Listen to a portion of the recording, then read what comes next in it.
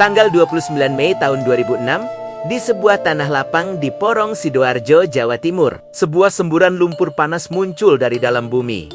Awalnya, tidak ada yang menyangka. Semburan itu kecil, tidak lebih besar dari mata air yang biasanya kita lihat di pedesaan. Banyak orang berpikir, ini mungkin hanya fenomena alam biasa. Mungkin sisa getaran dari gempa dahsyat yang baru saja mengguncang Yogyakarta 2 hari sebelumnya. Saat itu, tak ada seorang pun yang bisa membayangkan bahwa semburan kecil yang tampak tidak berbahaya itu akan menjadi awal dari sebuah bencana raksasa. Bencana yang akan menelan desa-desa, merendam rumah, sekolah, masjid, dan sawah-sawah hijau. Bencana yang akan memaksa puluhan ribu orang meninggalkan satu-satunya tempat yang mereka sebut rumah.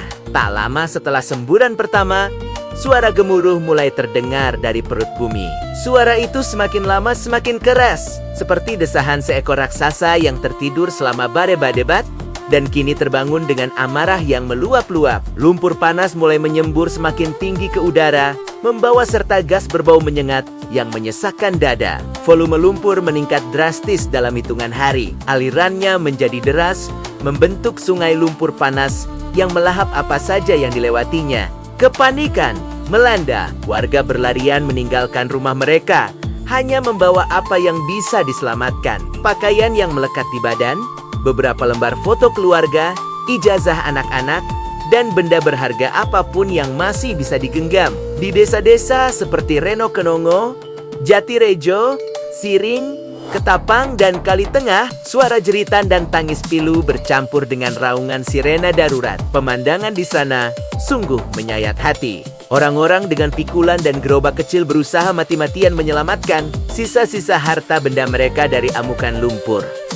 Sulit untuk percaya bahwa semua ini nyata. Rumah-rumah yang dibangun dengan keringat dan air mata selama bertahun-tahun, dalam sekejap berubah menjadi pulau-pulau kecil yang terisolasi, dikepung oleh lautan lumpur panas. Jalanan hilang, harapan pun ikut terputus. Pemerintah dan tim teknis segera turun tangan. Berbagai strategi disusun untuk menanggulangi bencana ini. Tanggul-tanggul raksasa dibangun dari tumpukan tanah dan batu untuk membendung aliran lumpur yang tak henti-hentinya. Pipa-pipa baja berukuran besar diturunkan ke pusat semburan dengan harapan bisa menekan tekanan gas dari dalam. Bahkan, sebuah metode ekstrem dicoba menjatuhkan ratusan bola beton raksasa ke dalam lubang semburan dengan harapan bisa menyumbat sumbernya. Namun, alam seolah sedang menunjukkan kekuatannya. Setiap upaya yang dilakukan manusia terasa seperti mencoba menahan gelombang tsunami dengan telapak tangan. Upaya itu sia-sia. Hari berganti minggu, minggu berganti bulan, dan semburan itu tidak juga berhenti. Volume lumpur yang dimuntahkan mencapai ribuan meter kubik setiap harinya, menenggelamkan wilayah yang semakin luas. Tanggul yang sudah dibangun harus diperkuat dan ditinggikan berkali-kali. Namun, lumpur yang cerdik itu selalu menemukan celah baru, mengalir ke segala arah seperti binatang buas yang tak bisa dikendalikan. Jalan raya utama Porong, yang menjadi urat nadi transportasi dan ekonomi, terputus total. Jalur kereta api lumpuh, roda perekonomian daerah berhenti berputar. Beberapa pabrik besar yang berada di jalur aliran lumpur terpaksa tutup selamanya, membuat ribuan pekerja kehilangan sumber penghidupan mereka. Di tengah kekacauan dan kesedihan itu, ada kisah-kisah trauma yang membekas begitu dalam. Seorang ibu bercerita sambil memeluk anaknya Aratorat saat mereka meninggalkan rumah untuk terakhir kalinya. Dengan suara gemetar, ia berkata pada anaknya, "Nak, jangan lihat ke belakang." Tapi si kecil yang polos itu tetap menoleh. Matanya merekam pemandangan yang tak akan pernah ia lupakan. Rumah mereka yang indah, dengan lantai keramik hasil jerih payah ayahnya selama puluhan tahun, perlahan-lahan tenggelam, ditelan lautan lumpur hitam kelabu. Tidak ada seorang pun yang siap kehilangan segalanya dalam sekejap. Kehidupan di pengungsian harus terus berjalan. Meski hati terasa hampa, tenda-tenda darurat didirikan sebagai tempat berteduh sementara. Dapur-dapur umum didirikan, bekerja siang dan malam untuk memastikan semua orang mendapatkan makanan. Anak-anak tetap bersekolah di kelas-kelas darurat, duduk di kursi plastik dengan papan tulis seadanya. Sementara itu, para orang tua seringkali hanya bisa menatap kosong ke kejauhan, seolah bertanya pada langit, bagaimana nasib dan masa depan kami sekarang?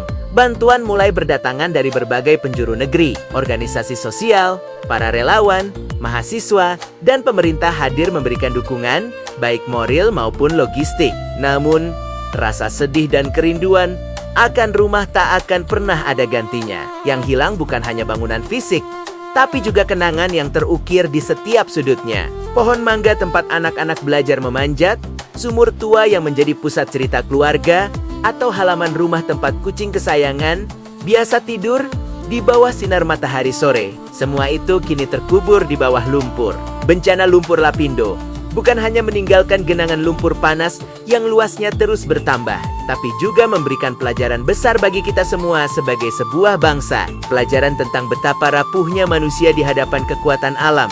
Pelajaran tentang betapa pentingnya menjaga keselamatan dan mengelola lingkungan dengan bijaksana. Dan pelajaran tentang betapa mahalnya harga sebuah kesalahan, serta betapa panjangnya luka sosial yang harus ditanggung oleh para korban. Bertahun-tahun setelah kejadian itu, semburan lumpur itu terus mengalir.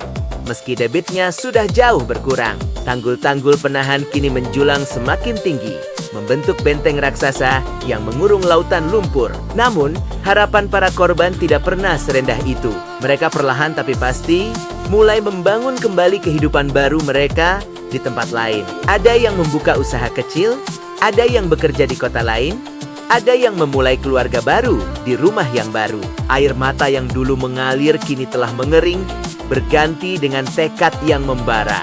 Mereka berdiri tegak, bukan karena mereka tidak pernah jatuh, tetapi karena mereka memilih untuk bangkit kembali. Kini, jika kita mengunjungi lokasi itu, kita akan melihat sebuah danau lumpur raksasa berwarna kelabu yang membentang luas, diam dalam keheningan yang mencekam. Angin sore yang berhembus perlahan menggerakkan permukaan lumpur yang mulai mengeras, seolah membawa bisikan cerita dari masa lalu. Di sudut-sudut yang sepi, jika kita pejamkan mata, suara tawa anak-anak yang dulu berlari riang di jalanan desa itu seakan masih menggema, seolah berkata, "Kami tidak pernah kalah. Kami hanya mencatat sejarah." Lumpur Lapindo bukan sekadar tragedi, ia adalah sebuah epik tentang kehilangan, perjuangan tanpa henti, dan ketabahan luar biasa manusia dalam melawan takdir. Wajah-wajah yang dulu basah oleh air mata, kini telah bisa tersenyum kembali. Meskipun bekas luka di hati mereka tak akan pernah bisa hilang sepenuhnya.